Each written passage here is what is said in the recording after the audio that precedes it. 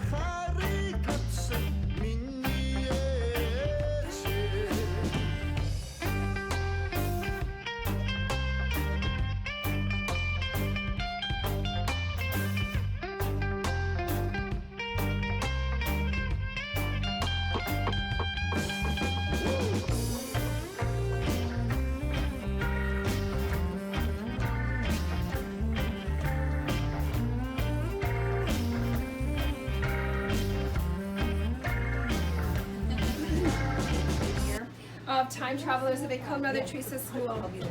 Other time traveling experiences have not been so successful, so we're very glad that it worked well today. At this time, I would search for a brave volunteer who would like to gently punch in the date of 1690.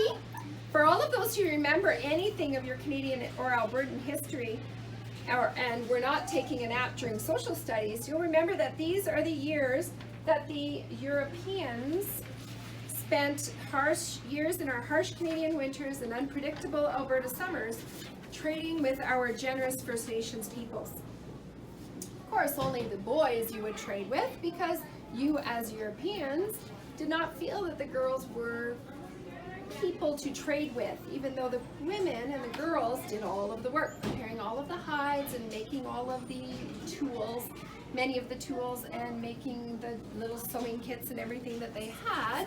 So unfortunately, our girls, our First Nation girls who did all the work, didn't get to do the trading. However, the boys are ready to trade with you, the European people. And so it'll be very important that you have your items with you at this point. If you do not have an item, there are some extras. To participate in this next time traveling experience, not only will you travel in time, but you will also be transformed as you go through the time traveling machine into fur traders. And I'd ask that you make sure you have your item, and will volunteer come forward please to punch in 1690, and your signal again will be a triple knock on thank you, a triple knock as we go into the time machine. We will wait until we hear the 3 knocks again, and then we will be able to go through and hopefully be in the year of 1690. Godspeed and good luck with your trades. And your signal again to return will be the drums of our First Nations peoples. Are we ready to go? We think we can make it back again? Let me see if we're ready. Up. We are ready. Come on in.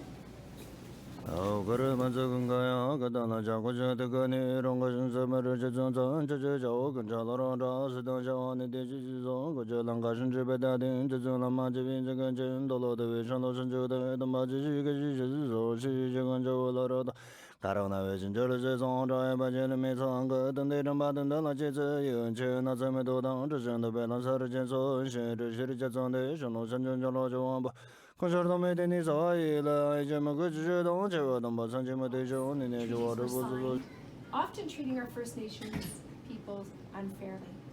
Reserves were created, limiting where they could live, making it almost impossible to maintain a nomadic lifestyle, and requiring that they had a pass to leave the reserves. Most tragically, we're coming to a dark history in our Canadian past, so dark It was missing from our textbooks when we were children and never taught to us in school. Soon we will travel to the years of the residential schools, spanning from the 1880s to 1996, numbering over 150,000 First Nation, Métis, and Inuit students. Residential schooling was seen as a way to integrate Aboriginal people into the mainstream Canadian population. The schools were mainly run by Christian churches, 2/3 facilitated by priests and nuns.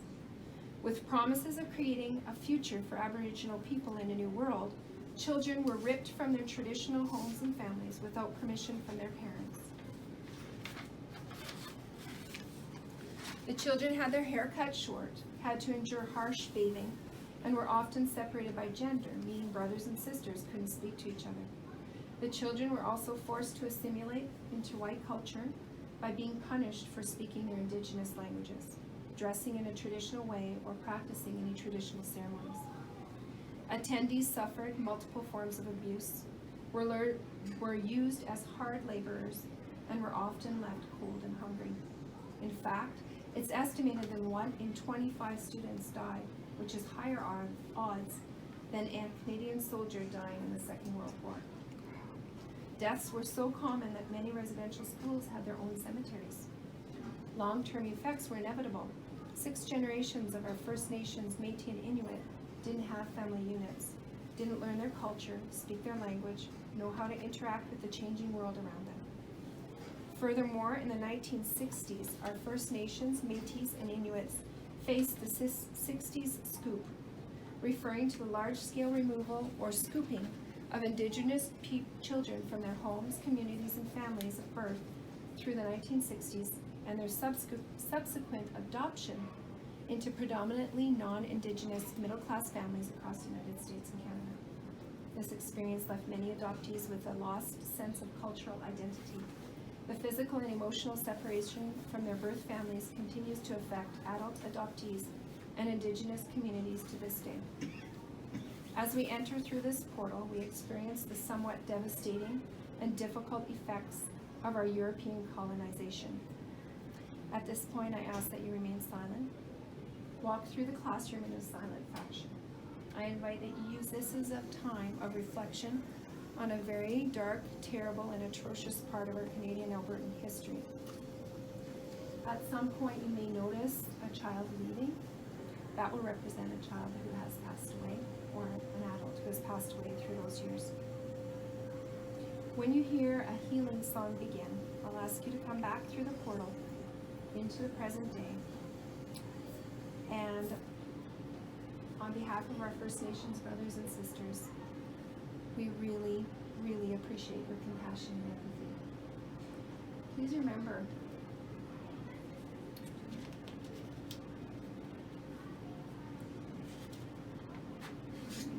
that this is not about blame, rather about hope and how we can all walk the path of reconciliation together.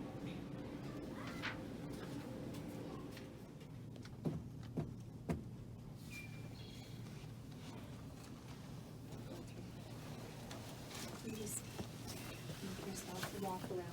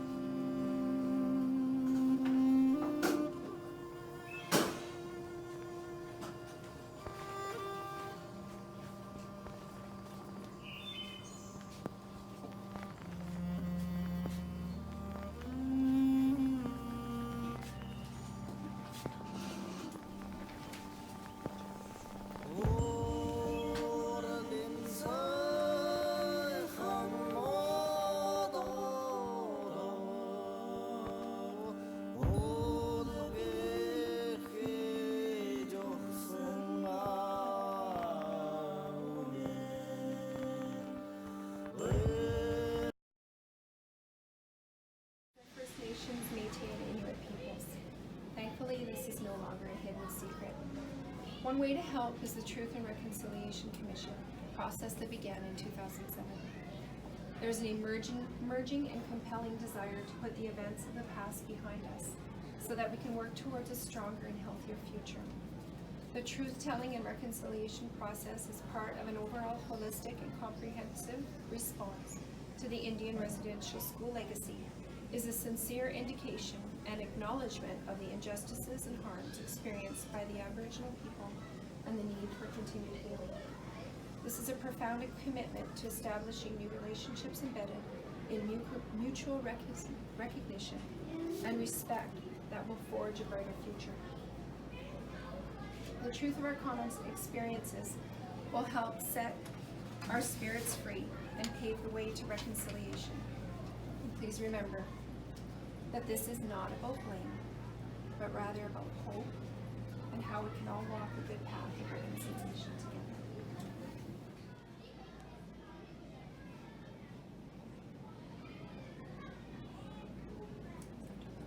Silence. Back. See if we're at the right date. Though it appears that we're on Friday, June 20th. Huh, we've got the wrong date. Well, luckily, while we were transcending time, my scientific team was able to contact your families, and everyone was taken care of and assured that you were completely safe, despite my certainty of this information. But now it's crucial that we get back to 2019, June 19th. So once